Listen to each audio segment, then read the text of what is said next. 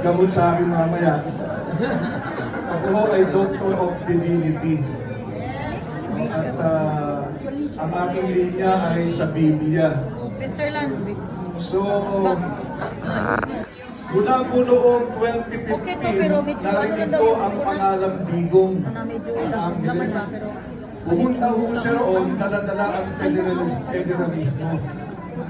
So, pumunta po ako dun sa venue, sa isang restaurant, bagamat walang nag-invite sa akin dahil gustong-gusto ko yung federalism. So, doon ko unang narinig siya at na-inlove po ako sa kanya. Mula noon, lahat po ng kanyang mga pinupuntahan, sumasama po kami. I-fast forward na ho natin, January, itong taon, tumindig muli. Bagamat hindi na siya presidente, pero kailangan ho niya tumindig para tutulan yung tinatawag na signature campaign at yung People's Initiative at nagsimula itong tinatawag na Hakbang ng Maisog.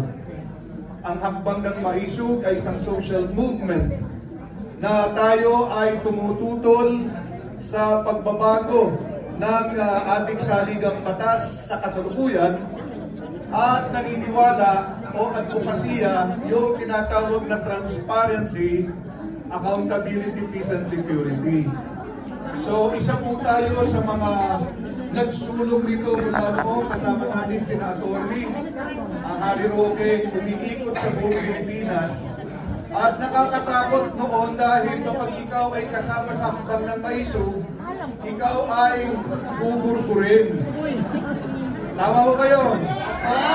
So, kadalasan po sa lahat ng lugar na pinuntahan mo namin, nakaranas ho ng harassment. So, dinala ho namin sa Central Luzon. Dinala ho namin sa Pampanga. Ako isa po ko sa mga nag-organisa roon. Pangalawa, sa Davao City, hindi nagkaroon ng problema ang Hakbang ng Maisog Rally sa Pampanga.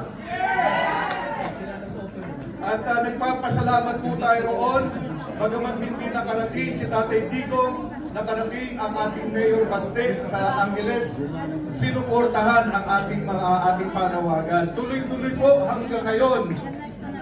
Halos hindi na nga ho kami nagpapahinga na sa patuloy na pagsasalita tungkol sa ating mga ipinaglalaban. Mamaya kung may magkakaroon ng pagkakataon, ay magbabahagi naman ako doon sa aming linya. Okay? At maraming salamat po. Pagpalain tayo ng Panginoon. Palakpakan po natin si Pastor